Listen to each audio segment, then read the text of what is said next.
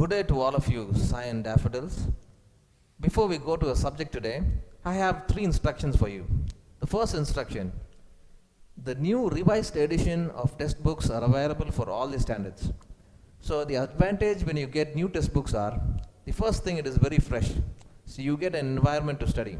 Second thing, the lot of errors, spelling mistakes, grammatical errors, all these things would be edited in the revised edition. When you get your textbooks from your friends who have studied the previous year, these textbooks would not be very tidy. The second thing, children studying from 8th standard to 12th. So these are the basic years which will decide what career you will take. For example, you may be preparing for your NEET examinations, JEE mains, or for your ICR examinations. So children in 12th standard, it is very critical. You are in a very, very critical stage, and you just have 300 days for your NEET 2021. So every day you see that in 3 days you complete one particular chapter. Okay. So the last point, we require a lot of volunteers to have an interactive discussion on the textbooks. So going to our topic today, the topic today we have is Kingdom of Rivers. Okay, Kingdom of Rivers. The kingdom, you know, a kingdom is ruled by a king or a queen, and this is mostly hereditary. If the father is a king, after that the eldest son would get that kingdom after him. So next is this river. Why is the kingdom near a river? Aaron, what is a river? The river has lots of water. Okay, very good. Lots of water. Where do you get water from? Where does that river get water from? Mountain. From the mountains. Very good. How does that mountain get that water? Rain. Rain. Very good. So the major source of fresh water is this rain only. So most of the rain, when it comes through these mountains, small drops of water make a mighty ocean. This is saying. Similarly, a lot of drops of water, when it falls on these mountains, they just come down with mighty force and they form a mighty river. So most of the kingdoms, if you see, they have a flag, they have a king, and they have also a river with them. Okay. So next, the first kingdom which you're going to see is this Chera dynasty. So the Chera dynasty, the capital city was Vanji, the present day Karur. Most of the western districts, for example, districts like Erode, Tirupur, Coimbatore, Kerala, Nilgiris, all these areas were ruled by them. Most of these areas were these Western Ghats, and our school also is located just on the foothills of these Western Ghats. These Western Ghats, they go through this border. From here, from Kanyakumari, it goes to Kalakkad, and after that it stretches to the Tirunelveli, Tenkasi, and after that it just keeps on going, Coimbatore, and it just keeps on going. These areas, these Cholas were ruling, and their flag which they had was this bow and this arrow. And this is a map of the Cheras dynasty, and there are two major kings here.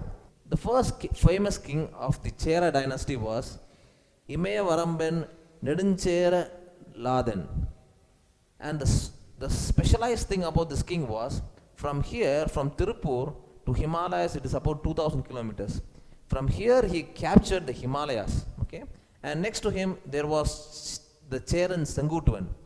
And what he did, he built a big temple for this lady Kannagi. You see her photo here. And what he did, he constructed that temple from the stones of Himalayas, and he made the captives, the war captives, bring these stones on their heads. Okay. And next we go to the Chola dynasty. The capital of the Cholas was Urayur. The river which they had was Kaveri. The districts which they handled was Tiruchi, Tanjavur, Pudukottai, Nagapattinam, Tiruvarur, Perambalur, Ariyalur, and Kadalur.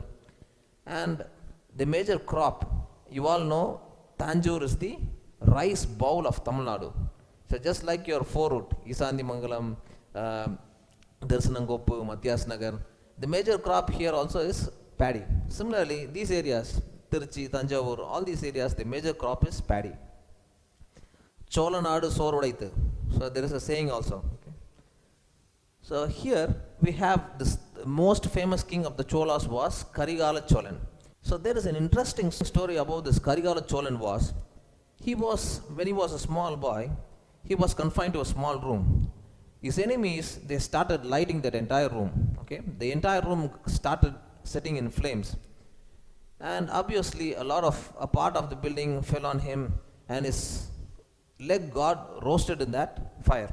Just like how you see this chicken 65, the leg piece in the restaurants, this particular king, his entire leg was burnt by the fire, and hence he got his name, Karigala Cholan. Next dynasty which we are going to see is the Pandyas dynasty. The capital was Madurai. The river which they have is Vaigai. Districts controlled by them were Madurai, Theni, Dindigul, Virudhunagar, Tirunelveli, Tuticorin, Sivagangai and Ramanathapuram. And Madurai is famous for, those days it was famous for pearls and Muttamil Sangams. So these Sangams were used to, where poets would join together and they would develop the Tamil language. And this is a scene which most of you know, Silapadigaram. And here you have on one side a lady, she is named as Kannagi, and the most famous king of the Pandya dynasty was Pandya Neduncheliyan. And there's an interesting story. Kannagi husband's name was Kovalan, and Neduncheliyan, what happened, Pandya Neduncheliyan, he thought that Kovalan was a thief, had stolen some gold ornaments, and he put a death sentence on Kovalan. But again, this Kannagi came and she proved that her husband was innocent.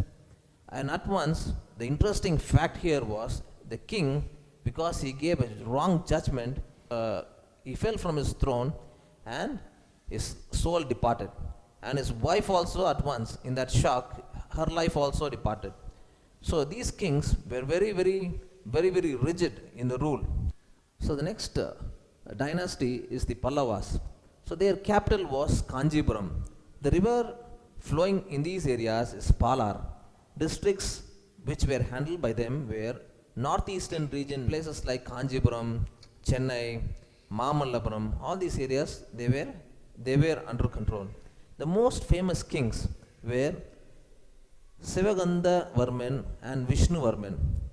And you all know, even when the Chinese premier Xi Jinping, when he came here to visit India, he met here in this place, this cave temples, where this Mamallapuram or Mahabalipuram, the monolithic Rathas, this was the place where the Chinese president and our Indian prime minister, they met together in this particular place.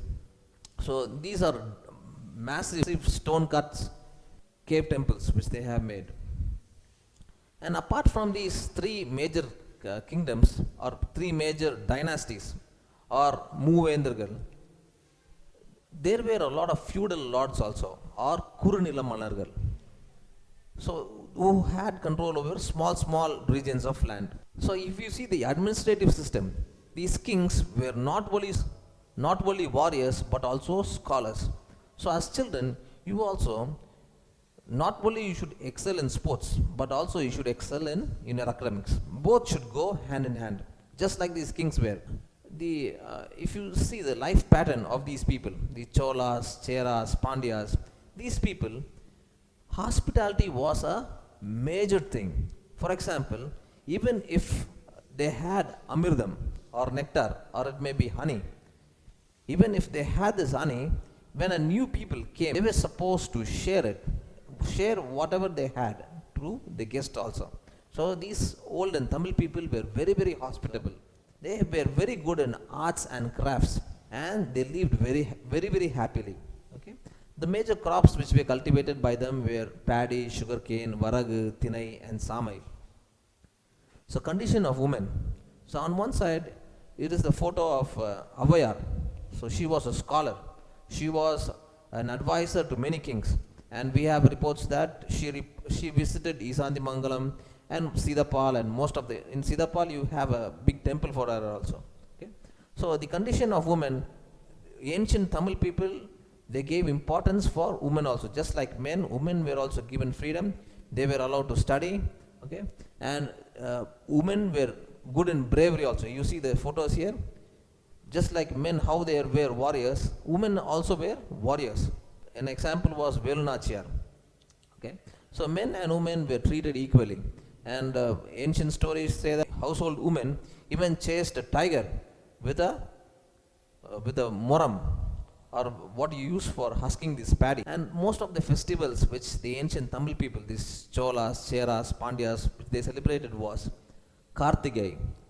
Kartigai, you all know, it is a festival of lights. They just light a lot of candles in front of their house to show that the lightness would bring in good things or good moments in your life, right? Thiruvathirai, and also the harvest festivals, the Pongal, which we celebrate with sugar canes, we make Pongal. So these were the festivals which the ancient Tamil people were celebrating. So with this, we finish this lesson. Thank you.